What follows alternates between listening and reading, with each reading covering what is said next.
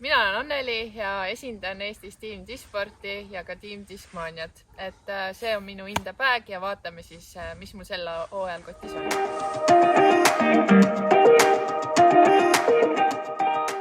Ja esimesena ma siis näitaks teile, mis mul on keskmaa-ketastes kotis. Ma võtan nad siin järjest välja.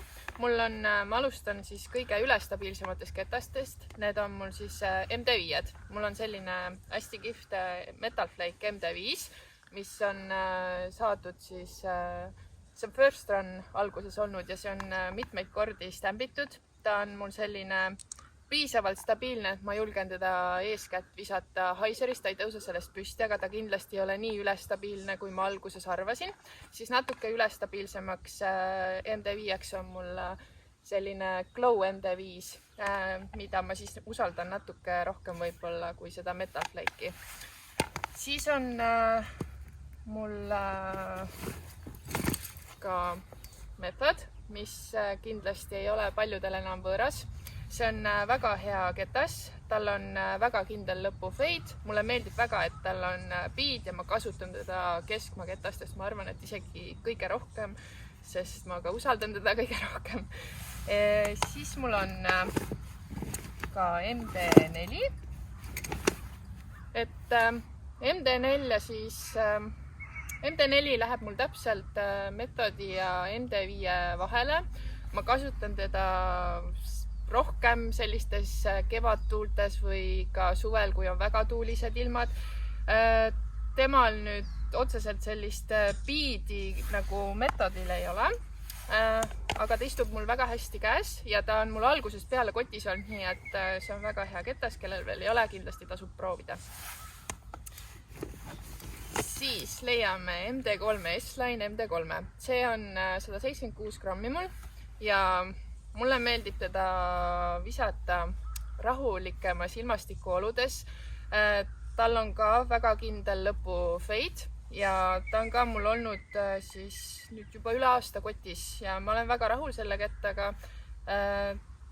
Jah, et ühesõnaga ma soovitan kõikidel, kes ei ole proovinud, jällegi MD3 on see õige valik teile. Siis mul on kaks MD-d. Mul on üks D-Line MD ja mul on C-Line MD. Algselt siis ma otsisin, kui ma Discmaniasse läksin, otsisin endale sellist väga sirget keskmaaketast. Siis ma võtsin endale D-Line MD ja C-Line MD proovimiseks. Ja ma üllatusin, et see MD, mis on nüüd D-Line, oli alguses väga-väga sirge. Siis ta sai sisse mängitud ja nüüd ma kasutan teda väga palju näiteks metsakoridorides, nii eestkäega visates kui ka tagantkäega visates, kus on vaja, et näiteks eestkäe või tagantkäega, et ta hoiaks just seda annukajoont, et see mulle väga selle ketta juures meeldib. Või siis, kui on väga tugev taganttuul, siis on ta väga-väga sirge ketas.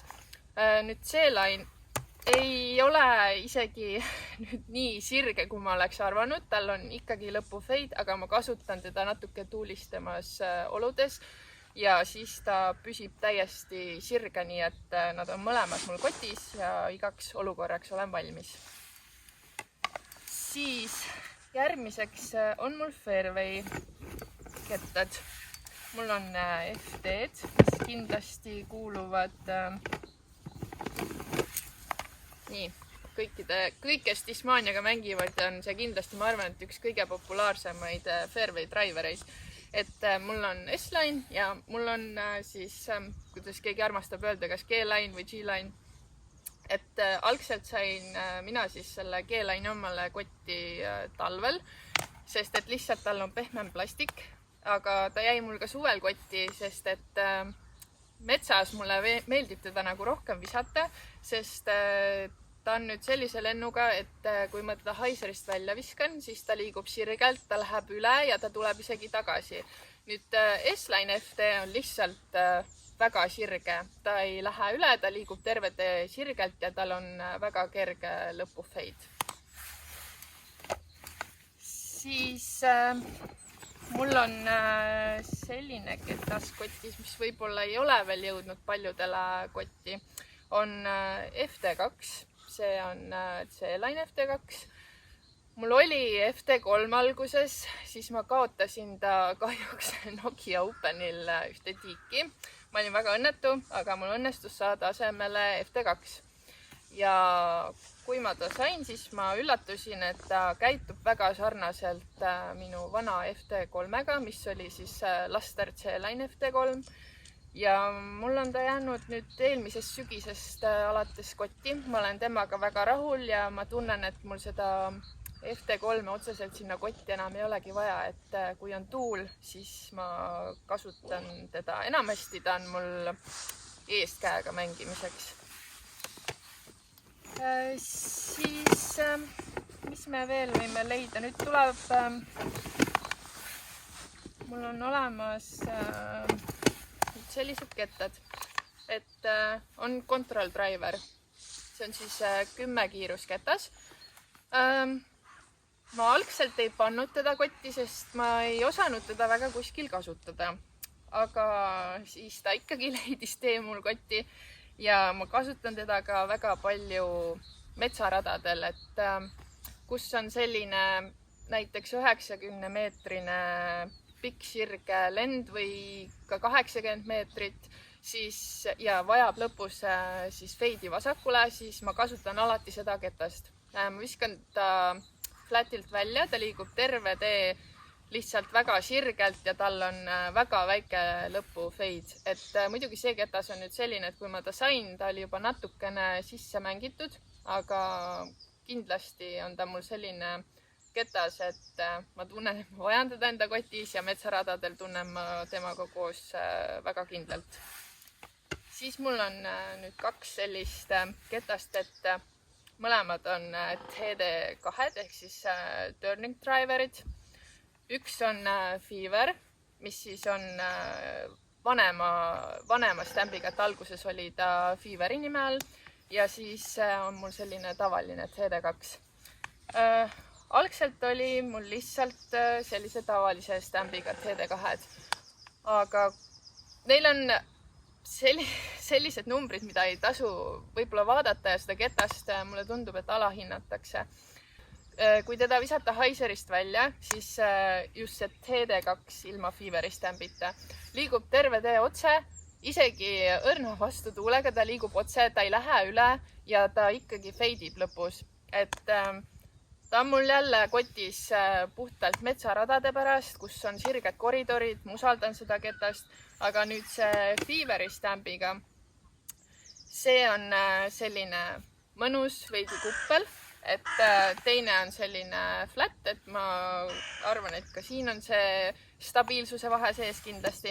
Et see Feveri stambiga ketas on nüüd kindlasti selline, et saab kasutada vastu tuules, et ta läheb just sellisteks üleminevateks viseteks. Ma tundsin sellisest ketast väga puudust.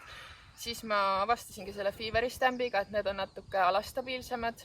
Et kindlasti need kettad on sellised ka metsakoridori kettad. Aga nüüd ma arvan, et me võime minna nende ketaste juurde, mida ma kasutaks tuulega ja avatud aladel. Mul on siis kotis, ma alustaks äkki kõige lahjematest ketastest. Nendeks on mul siis TDX-id. Mul on neid kotis päris mitu. Nii. Et kotis on mul siis hetkel 3 TDX-i.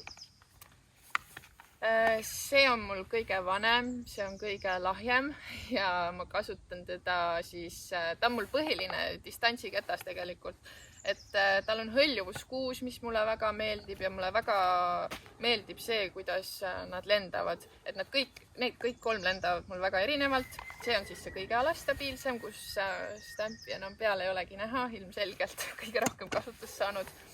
Siis see ketas on selline, millel on see turn on väga-väga suur, aga tal ikkagi on lõpufeid, et just sellised koridorid, kus on vaja Heiserist ketast püsti saada, siis ta läheb väga pikalt läheb üle ja siis ta tuleb kindlasti tagasi.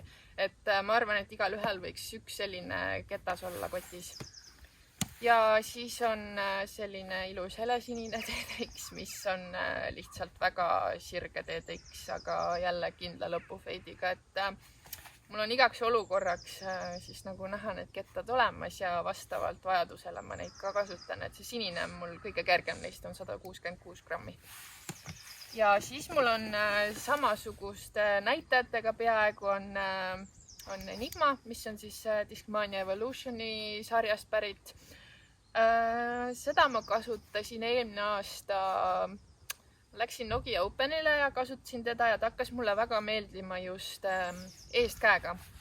Et mulle väga meeldib ta äär, mulle väga meeldib, kuidas ta lendab ja mulle väga meeldib ka, kuidas ta tuules käitub. Et ta on põhimõtteliselt samade näitajatega nagu on TDX, lihtsalt TDX-il on hõljuvuseks 6 ja Enigmal on 5, aga ma ei ütleks, et seal oleks nagu mingit vahet. Et ta on mul puhtalt sellepärast kotis, et ta on minu eestkäe selline eeskäe stabiilne ketas, mis ei oleks nii ülestabiilne ja ma saaks temaga rohkem distantsi visata. Nüüd, kui tuul hakkab väga suureks kiskuma, siis on mul selle tarbeks võetud kotti TD3-d. Mul õnnestus siin lähiajal visata üks oma põhi TD3 Valgjärvel vette ja siis õnneks ma samal ajal sain asemele ka uued Eco TD3-d, mis näevad väga ilusad välja. Ja ma olen nendega väga rahul, sest see S-Line TD3, mille ma ära kaotasin, oli selline alastabiilne TD3. Osadel TD3-del, mis on nüüd S-Line'id, on sellised säbrulised ääred ja minu arvates, minu isiklik arvamus, on nad ka nüüd tänu sellele säbrulisele äärele võib-olla mitte nii stabiilsed, kui on tavalised. Et mul on ka praegu nüüd jäi kotti 168 grammi TD3 S-Line. Et see on selline ülestabiilsem, ta on mul ka korralikult juba peksa saanud. Et kasutan teda ka siis väga palju eestkäega, tuules just. Ja nüüd siis on mul 2 TD3 kotis, üks on siis 175 grammi ja teine on 170 grammi. Uutest TD3-dest lihtsalt vahele siia ka nii palju, et mul on tegelikult neid veel, aga need 2 tükki jäid kotti. Et võtan siis kõik siit niimoodi välja. Et mis ma oskan nende kohta öelda? Nad kindlasti ei tasu loota, et nad oleks nii stabiilsed või ülestabiilsed, kui on S-Line TD3-d, aga ma arvan, et nad on väga sellised, et kui teil on sisse mängitud TD3, siis kohe alguses on nad sellised. Ja ka siin on tegelikult minul mõni ketas selline, millel on näha säbrulist äärt ja ma olen tähele pannud jälle, et need on natuke alastabiilsemad. Et kui nüüd nad tulevad ka Eestisse müügile millalgi, siis vaadake kindlasti neid ääri, et kellel on vaja natuke alastabiilsemat ketas, siis selle järgi te saate seda, ma arvan, et tuvastada. Aga üldiselt olen ma selle kettaga väga rahul ja minul nad kotis on, nii et kui tulevad, siis andke tuld. Mis mul siin kotti veel on jäänud, siis ma arvan, et see on kõige ülestabiilsem ketas minu kotis. See on muidugi selline väga tuntud S-Line PD2.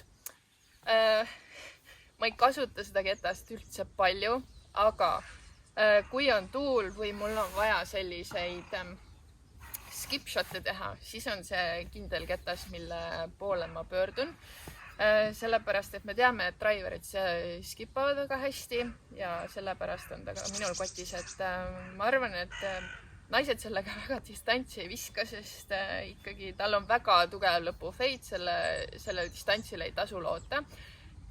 Meestest me muidugi teame Simon Lisotti ja Eaglit, kes võivad selle kettaga teha imetegusid, aga enamasti ma arvan, et ta on skip-shotideks parim ja tuulega võitlemiseks ka selline kindel ketas. Jäänud on mul siis veel putterid. Mul on kotis 4 putterit. Mul on 2 sellise Team Discmania stambiga ketast. Et selline roosat värvi on mul drive'imiseks ja valget ma kasutan lähenemiseks. Et kui nüüd need kettad välja tulid, need on siis hard exoplastikust. Et kui nad välja tulid, siis ma olin meeldivalt üllatunud. Ma teadsin kohe, et ma puttima nendega ei hakka, sellepärast, et mulle sobib endale väiksema rimmiga putter. aga nad olid piisavalt stabiilsed, et kindlasti ma kasutan neid sellisteks lühemateks koridoride tabamisteks ja siis lähenemistel ka, et nii eeskäe kui tagantkäega lähenemised.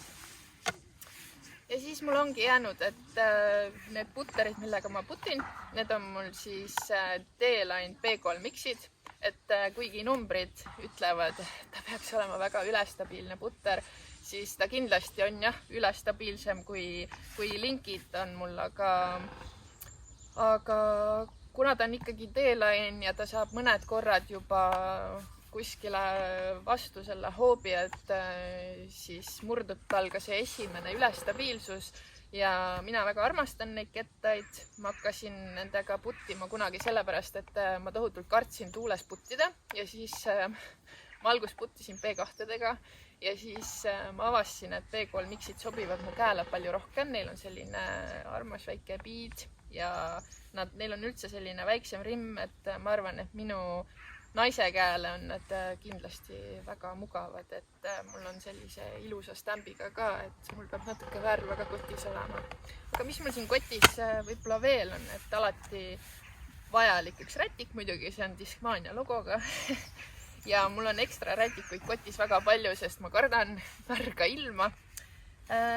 Siis mul on igasuguseid põnevaid asju, mis on muidugi vajalik, peab alati olema siin üks pliiats ja muidugi selline väga ilus meie oma Team Disporti pühendusega minimarker, et see on mul selline Good Luck Charm kotis. Ja esmatarvete kaupadest on mul siis kindlasti teip, kui midagi peaks juhtuma ja mul on ka haavaliim. Et haavaliimi mul ei olnud kotis eelnevad aastad, aga eelmine aasta mul läks näpp katki ja ma avastasin, et midagi muud ei aitagi lihtsalt kui haavaliim ja õnneks ma sain tänu sellele haavaliimile kõik oma turniirid mängitud, et ma ei julge seda enam oma kotist lihtsalt välja võtta. Aga mul on siis minimarkeritest ka, on sellised natuke teistsugused ka, et eelmine aasta European Openil ma omale soetasin ja ma kasutan neid, on sellised ilusa stambiga. Et kui mul see Team Disporti oma selliseks õnne omaks, siis neid ma kasutan ka, et ma alati mõtlen selle European Openi peale, kui ma mängin, et need on ka mul siis kasutamiseks endale ja alati mul on neid rohkem, kui puulikaaslastel ei peaks olema. Ja ega mul rohkem siin midagi kotis ei ole. Aitäh, et te vaatasite minu indebäägi ja näeme suvel!